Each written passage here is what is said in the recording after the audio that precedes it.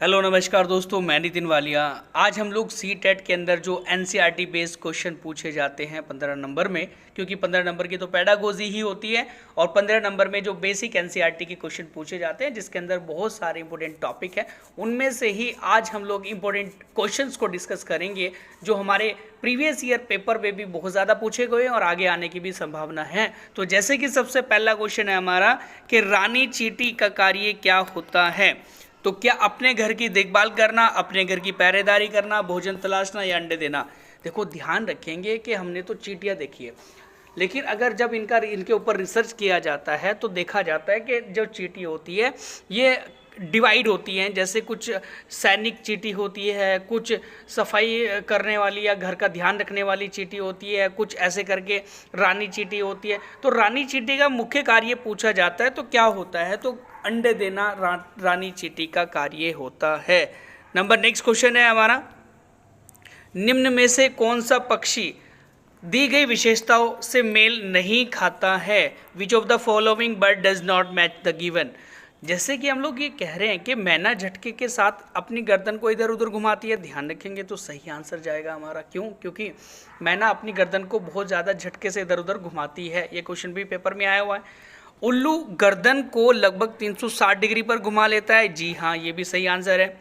फिर कौवा संतान परजीविता होता है। चलो ये ऑप्शन देखेंगे, अगला वाला ऑप्शन देखें। नंबर 4 है कि तोता आवाज़ की नकल उतारता है। तो जी ये भी सही है।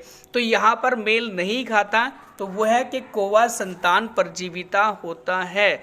जैसे कि संतान परजीवी कहाँ हो जाएगा, वो कोयल ही अपने अंडे देती है और अंडे जो होते हैं वो कोए के या कोआ जो होता है उसके घोंसले के अंदर देती है। ये तो आपने सुना ही होगा कि कोयल अपना घोंसला नहीं बनाती है, वो कोए के घोंसले में अपने अंडे देती है। ओके जी, नेक्स्ट प्रश्न हम लोग देखें। सरिता शीना की नई पड़ोसन है। सरिता से बात करते हुए शीना को यह पता चला कि वह पहले नई कॉलोनी में आने से पहले किसी गंदी बस्ती में रहती थी और वहां से ज़बरदस्ती छोड़ना पड़ा क्योंकि उस गंदी बस्ती को हटाया जा रहा था। बस्ती को हटाना इस नाम से जाना जाता है। क्या जाना जाता है? विस्थापन डिस्प्लेसमेंट, क्या स्थानांतर ट्रांसफ़र, क्या प्रवास माइग्रेशन, क्या तोड़फोड़ सैबोटेज। तो इसके कौन सा ऑप्शन इसमें सही जाएगा?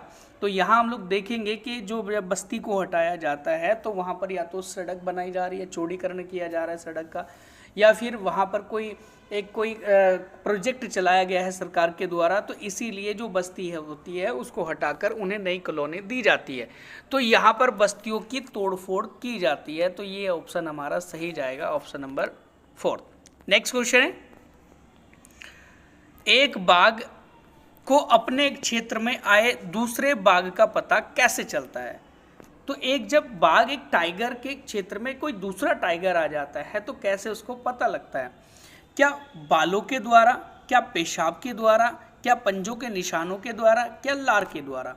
तो यहाँ पर जो होता है बाघ अपने मतलब जो यूरिन होता है, जो मूत्र होता है, जो पेशाब होता है, उसके माध्यम से एक बाघ का मतलब पता लगा देता है कि ये दूसरी जगह से आया है या फिर ये अपना ही ग्रुप का बंदा है या फिर कोई मतलब बाहर से आया हुआ है। तो उन सारी चीज़ों का जो पता लगाता है वो पेशाब के माध्यम से लगाता है।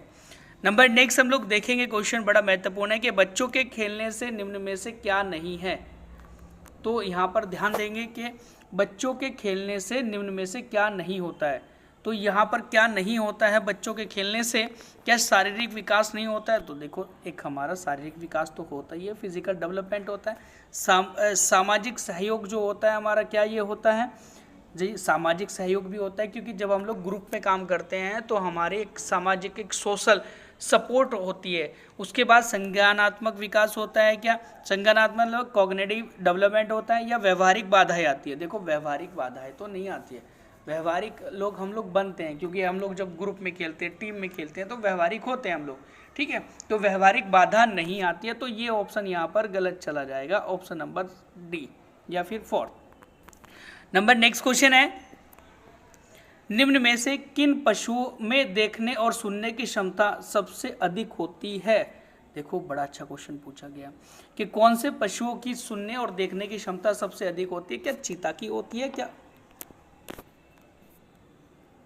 क्या चीता की होती है, क्या बाघ की होती है, क्या डॉल्फिन की होती है, या फिर गिद्ध की होती है? तो यहाँ पर ना देखो, बाघ और जो गिद्ध होता है ये मनुष्य से 4 गुना तेज देख सकते हैं, लेकिन सुनने की बात नहीं है। यहाँ पर देखो, सुनने की भी बात आ रही है और देखने की भी बात आ रही है, और यहाँ पर बाघ भी है, गिद्ध भी है और फिर चीता भी है। तो यहाँ पर अगर बात की जाती है तो जो चीता है ना, चीता की 6 गुना शक्ति होती है सुनने और देखने की मनुष्य की अपेक्षा, और बाघ और गिद्ध की होती है 4 गुना। ठीक है, तो आंसर चला जाएगा चीता। नंबर नेक्स्ट क्वेश्चन है, वह प्रक्रिया क्या कहलाती है जिसमें एक फूल का वर्तिकाग्र दूसरे फूल के पुंकेसर से पराग प्राप्त कर फलों के निर्माण करता है?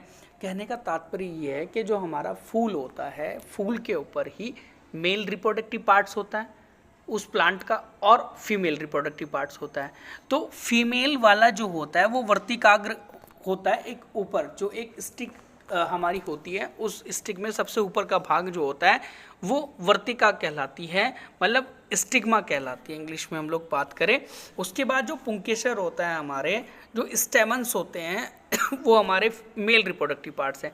तो उस पुंकेसर से ही क्या होते हैं, परागकण निकलते हैं। परागकण जाकर किसी फूल की वर्तिकाग्र पर जाकर गिर जाते हैं, और गिरने के बाद क्या होता है, क्या निषेचन होता है, फर्टिलाइजेशन, क्या अंकुरण होता है, क्या परागण होता है, या फिर फल का निर्माण होता है? देखो, ये सारी प्रक्रिया होंगी तो ज़रूर, लेकिन इससे पहले सबसे पहले ये प्रक्रिया जो कहला रही है वो कहला रही है परागण, पोलिनेशन। तो पोलिनेशन कहलाती है वो प्रक्रिया जब कोई एक पुंकेसर जो होते हैं दूसरी वर्तिकाग्र पर जाके गिरेंगे, और वो एक प्रोसेस होगा पूरा का पूरा, तो वो परागण कहलाएगा या पोलिनेशन कहलाता है।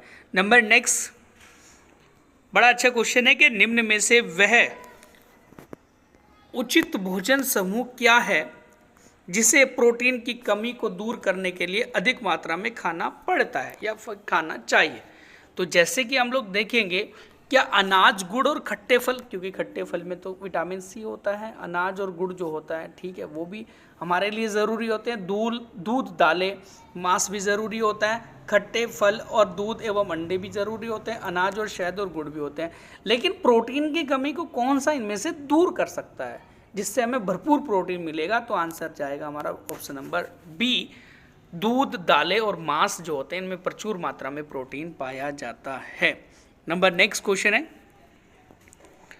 निम्न में से कौन सा खाद्य घटक मानव शरीर द्वारा पचाया या अवशोषित नहीं किया जा सकता है या नहीं किया जाता? तो which of the following food components is does not digest and absorbed by the human body? तो यहाँ पर क्या वो फैट होगा, क्या वो सुक्रोज होगा, क्या वो प्रोटीन, क्या वो यहाँ पर फैट होगा, क्या वो फैट होगा, क्या वो सुक्रोज होगा, क्या वो प्रोटीन होगा, क्या वो सेलुलोज होगी? तो ये देखो, फैट भी हमारा पचाया जा सकता है, सुक्रोज भी पचाया जा सकता है, प्रोटीन भी पचाया जा सकता है, लेकिन सेलुलोज जो होता है ना, सेलुलोज नहीं पचाया जा सकता, क्योंकि इसके लिए हमारी बॉडी में सेल्यूलोज नाम का एक जो प्रोटीन होता है वो नहीं होता है जो सेलुलोज को पचा सके। ठीक है, तो इसीलिए सेल्यूलोज को नहीं पचाया और अवशोषित नहीं किया जा सकता। ध्यान रखेंगे, एक प्रकार का ये शर्करा होता है, एक प्रकार का ये कार्बोहाइड्रेट्स होता है जो हमारा सेल्यूलोज होता है।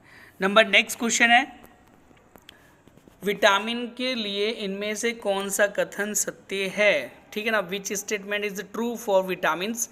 क्या वे शरीर के विकास करने में एक महत्वपूर्ण भूमिका निभाते हैं या विकास करने वाले भोजन होते हैं? या फिर ऑप्शन नंबर हमारा सेकंड है कि शरीर को इनकी कम मात्रा में ज़रूरत होती है। देखो यहाँ कम मात्रा में आई है ना, तो शरीर को इनकी कम मात्रा में ज़रूरत होती है। नंबर सी ऑप्शन है, ये पूरे दिन काम करने के लिए ऊर्जा, यहाँ पर ये ऊर्जा प्रदान करते हैं। ठीक है, ये हमारी उपापचय मेटाबॉलिज्म की दर को बढ़ाते हैं जिससे वज़न कम हो जाता है। तो भाई इसका सही आंसर जो जाएगा कि ये एक हमारे शरीर के लिए कम मात्रा में आवश्यक होते हैं और बीमारियों से लड़ने की हमें क्षमता देते हैं, और ये कार्बनिक कंपाउंड्स होते हैं। विटामिन की खोज किसने की थी? अगर आप लोग ध्यान से हमारे क्वेश्चंस को देख रहे हो तो आप हमें कमेंट बॉक्स में बता सकते हैं, और कब विटामिन की खोज हुई थी। अगला क्वेश्चन हम लोग देखें, निम्न में से किसका संबंध मलेरिया से है? मलेरिया से इनमें से किसका संबंध है? क्या हीमोजोइक नामक विष जो होता है वो हमारे ब्लड में आ जाता है? क्या लीवर की कोशिकाओं में हानि होती है? क्या लाल रक्त का कोशिकाओं में टूटना होता है? देखो, इसका सही आंसर जाएगा कि हमारे जो ब्लड सेल्स होती है ना, जो रेड ब्लड सेल्स होती है, ना कि वाइट ब्लड सेल्स, हमारी जो रेड ब्लड सेल्स होती हैं उसके अंदर प्लाज्मोडियम, मलेरिया का जो परजीवी होता है ना उसका नाम होता है प्लाज्मोडियम। तो प्लाज्मोडियम हमारी रक्त कोशिकाओं में आ जाता है, जिसकी वजह से वो पूरे शरीर में फैल जाता है और हमारे शरीर में मलेरिया रोग हो जाता है, कंपन उत्पन्न होती है। ओके, शरीर में जब मलेरिया होता है या मलेरिया बुखार होता है किसी इंसान को, तो सिनकोना नामक पेड़ की छाल से इसकी दवाई बनाई जाती है। ये भी क्वेश्चन एग्जाम में पूछा जाता है। नेक्स्ट हम लोग प्रश्न को देखेंगे, तो वो है कि पशुओं की त्वचा पर विविध पैटर्न डिज़ाइन हमें देखने को मिलते हैं। तो ये जो डिज़ाइन होते हैं वो क्या होते हैं? तो उनकी त्वचा पर बालों के कारण होते हैं? क्या उस जलवायु के कारण होते हैं कि जिसमें वो रहते हैं? क्या उनके शरीर की शक्ति को इंगित करते हैं कि भाई जिसके शरीर में ज़्यादा शक्ति है कि उसको इंगित करेंगे? ठीक है जी। तो यहाँ पर ये क्या परावर्तित प्रकाश के कारण होते हैं कि जब लाइट को रिफ्लेक्ट करते हैं? तो ये इसका ऑप्शन सही जाएगा कि उनकी त्वचा पर बालों के कारण ही उनके ऊपर विविध प्रकार के पैटर्न या डिज़ाइन देखने को हमें मिलते हैं जो हमारे किसी भी एनिमल्स के ऊपर होते हैं। ठीक है, उनके बालों को काट दिया जाएगा तो उनकी वो जो पैटर्न है वो भी दिखाई नहीं देगा हमें। नंबर नेक्स्ट हम लोग देखेंगे, जो व्यक्ति जंगल में कम से कम 25 वर्षों से रह रहे हैं उनका उस जंगल की भूमि पर या फिर उसमें पैदा होने वाली वस्तुओं पर अधिकार हो जाता है। यह जनादेश या यह एक अधिकार या राइट कब मिला था उन लोगों को? क्या भूमि अधिग्रहण अधिनियम 1894 के द्वारा, क्या फिर संविधान अनुसूचित जाति आदेश संशोधन विधेयक 2012 के द्वारा, या भारतीय जंगल अधिनियम 1927 के द्वारा, या वन अधिकार अधिनियम 2006 के द्वारा? देखो, इसका सही आंसर जाएगा ऑप्शन नंबर हमारा जो फोर्थ है कि वन जो फॉरेस्ट राइट एक्ट आया था 2006 में, ये भी 2006 है हमारा यहाँ पर। ठीक है, तो 2006 में जब ये वन अधिकार अधिनियम आया था तो इसके द्वारा ही उनमें जंगलों में रहने वाले जो व्यक्ति होते हैं फिर 25 सालों से रह रहे हैं तो उनको वहीं पर रहने का अधिकार दिया जाता है। अगर वहाँ पर कोई सरकारी प्रोजेक्ट भी चलता है या फिर कोई सड़क वगैरह बनाई जाती है तो तब भी वहाँ पर उनको नए मकान या फिर थोड़ा सा उसी जंगल की दूसरी डिस्टेंस पर ही उनको मकान दे दिया जाता है। तो नंबर नेक्स्ट हम लोग क्वेश्चन देखें, सीढ़ीदार कुएं बावड़ी से संबंधित निम्नलिखित में से कौन सा कथन दिया गया है सही? तो क्या जल भंडारण तथा संरक्षण की पारंपरिक व्यवस्था दर्शाता है सीढ़ीदार कुएं? क्या सामुदायिक स्रोत के रूप में उनका प्रयोग होता था पहले? ठीक है ना, ऑप्शन नंबर सी है, उनका निर्माण मुख्यतः वर्षा रहित राज्यों में होता है। तो इसका सही आंसर क्या आ जाएगा?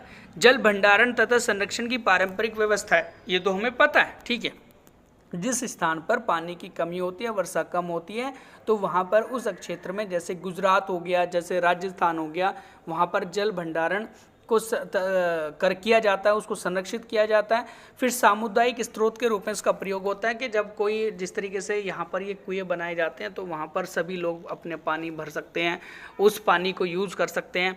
फिर ये सी ऑप्शन है, उनका निर्माण जो है मुख्यतः वर्षा रहित राज्यों में किया जाता है, ये भी सही आंसर जाएगा। तो ऑप्शन नंबर बी हमारा है, ए बी और सी, तो तीनों ऑप्शन इसके सही हैं। ओके, नेक्स्ट हम लोग क्वेश्चन देखेंगे, तो जल की अस्थायी कठोरता किस प्रकार से दूर की जा सकती है या की जाती है? देखो, पहले तो मैं आपको बताऊंगा कि जल के अंदर अस्थायी कठोरता आती है, टेम्परेरी हार्डनेस आती है, तो वो कैल्शियम और मैग्नीशियम के बाइकार्बोनेट के कारण आती है।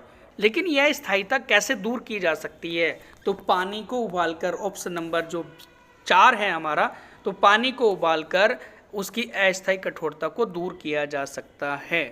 अगला प्रश्न हम लोग देखेंगे, बड़ा महत्वपूर्ण क्वेश्चन है कि निम्नलिखित में से कौन सी बीमारी संक्रमित जल के माध्यम से पैदा होती है? मतलब ऐसी कौन सी डिजीज़ है जो फैलती है हमारी कि इन्फेक्टेड वाटर से? ठीक है, क्या वो पोलियो है, क्या वो हैज़ा है, कोलेरा, क्या वो अस्थमा है, दमा, या फिर वो टीबी है, क्षय रोग? तो इसका सही आंसर जाएगा जो हमारा हैज़ा होता है, हैज़ा जो फैलता है वो प्रदूषित पानी के पीने से होता है। ठीक है, पोलियो जो होता है इसको मक्खी फैलाती है या प्रदूषित मतलब जगह पर जब रहते हैं या फिर भोजन खा लिया जाता है तो वो पोलियो हो जाता है हमारा। ठीक है जी, तो यहाँ पर सही आंसर जाएगा हमारा कोलेरा। हैज़ा जो होता है वो दूषित पानी पीने से हो जाता है। नेक्स्ट क्वेश्चन है।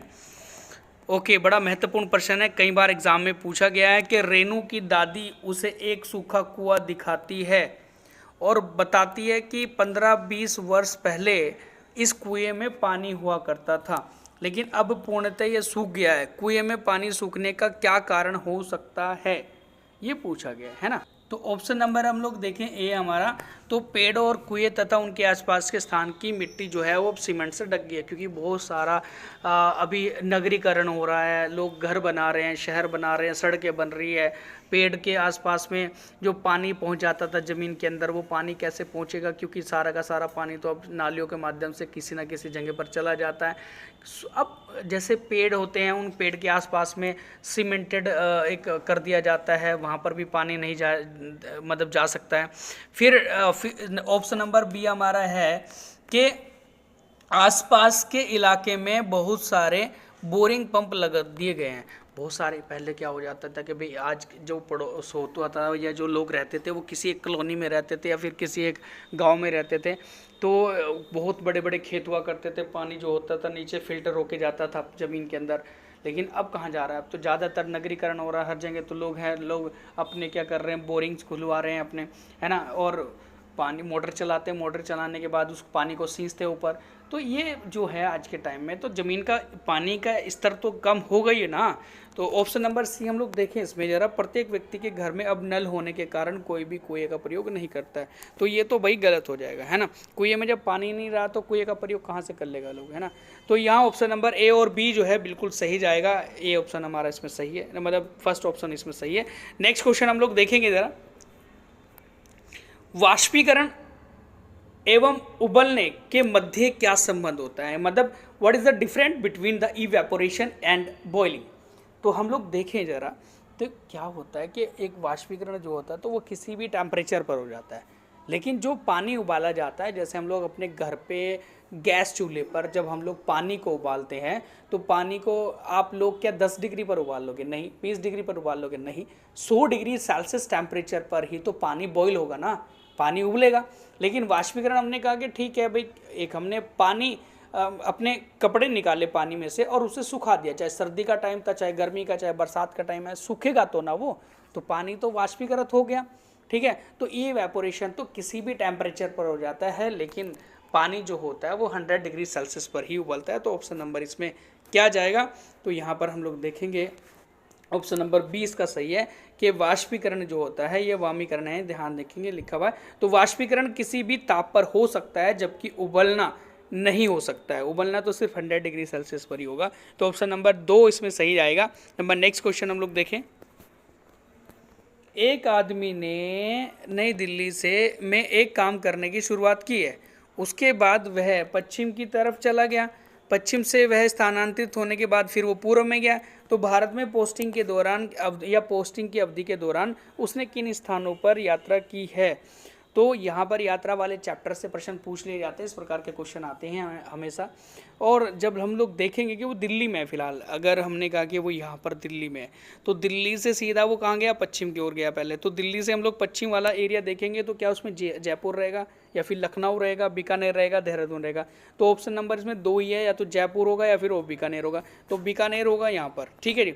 उसके बाद जैसे वो दिल्ली से इधर गया तो दिल्ली से वो पश्चिम की ओर जाएगा, तो यहाँ पर क्या कि देहरादून तो दिल्ली से थोड़ा ऊपर की ऐसे जाके, तो यहाँ पर लखनऊ इस साइड में जाके, तो बीकानेर और फिर लखनऊ गया हो, ठीक है। ऑप्शन नंबर 3 इसमें सही जाएगा। नेक्स्ट क्वेश्चन हम लोग देखें, यूरोप, ऑस्ट्रेलिया और एशिया को जोड़ने वाली सबसे छोटा जो मार्ग है वो कौन सा है, कौन सा सबसे छोटा मार्ग होगा। देखो, ये अगर मैं कहूँ आपको कि ये तो हमारा यूरोप है और यहाँ पर ये हमारा एशिया इस साइड में, यूरोप के साइड में, ठीक है। यहाँ हमारा इंडिया है, ठीक है, और यहाँ है ऑस्ट्रेलिया, ठीक है। तो यहाँ पर ये क्या है कि अफ्रीका एक हमारा कॉन्टिनेंट है, और अफ्रीका कॉन्टिनेंट अगर देखा जाता है तो ये गल्फ़ कंट्री है हमारी यहाँ पर। तो यहाँ से यूरोप का मार्ग जाता है और इस वाले एरिया से जाएगा यहाँ से, ठीक है। तो इस वाले मार्ग से जाएगा, या तो वो एशिया में को भी जोड़ेगा, यहाँ से वो ऑस्ट्रेलिया को भी जोड़ेगा। तो ये जो स्थान है यहाँ पर अफ्रीका और इधर एशिया के पास में, तो वो है स्वेज नहर, स्वेज कैनाल, जो बहुत छोटा मार्ग कहा जाता है, लेकिन सबसे ज़्यादा ट्रांसपोर्टेशन जो होता है वो इसी नहर से होता है, यूरोप के कंट्री से एशिया में या फिर ऑस्ट्रेलिया के अंदर। ठीक है।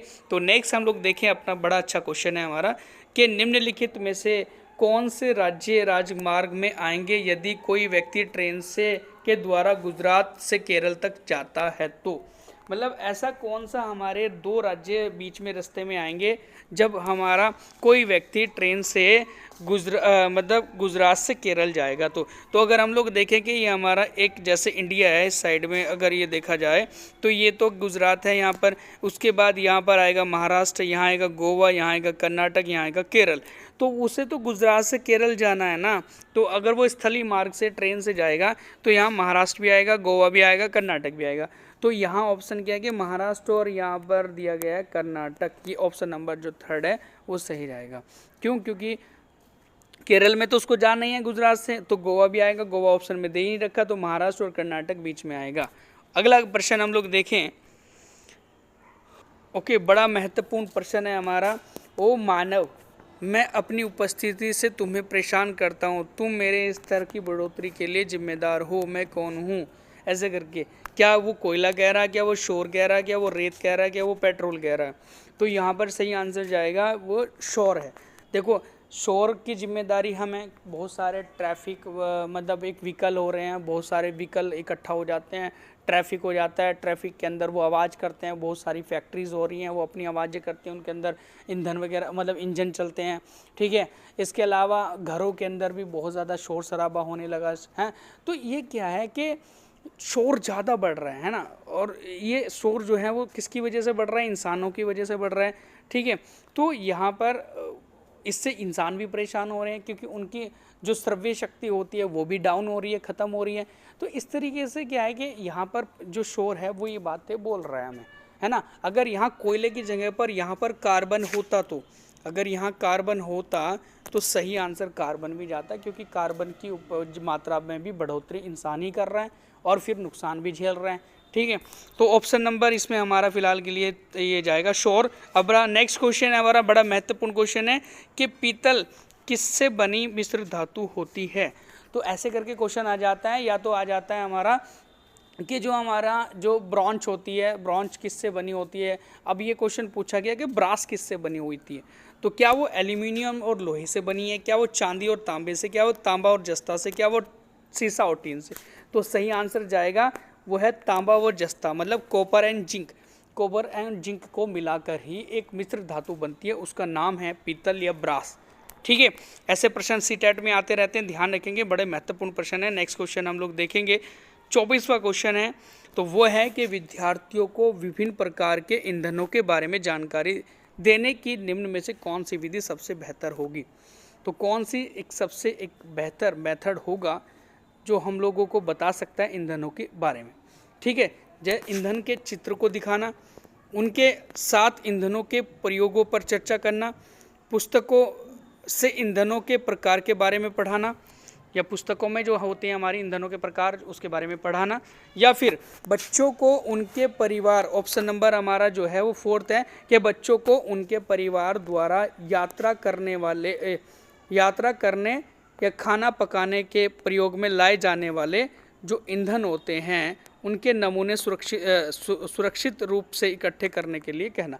भाई ये ऑप्शन इसमें सही जाएगा, क्योंकि ये एक वास्तविक जीवन की घटना से जोड़ रहा है हमें। कैसे कि अगर जिसमें हमारे घर में खाना बनता है वो ईंधन कौन सा है। ठीक है। या फिर हम लोग जिससे यात्रा करते हैं, सुबह स्कूल जाते हैं या फिर कहीं यात्रा करने चले गए थे, वो कौन से ईंधन उसमें प्रयोग किया गया था।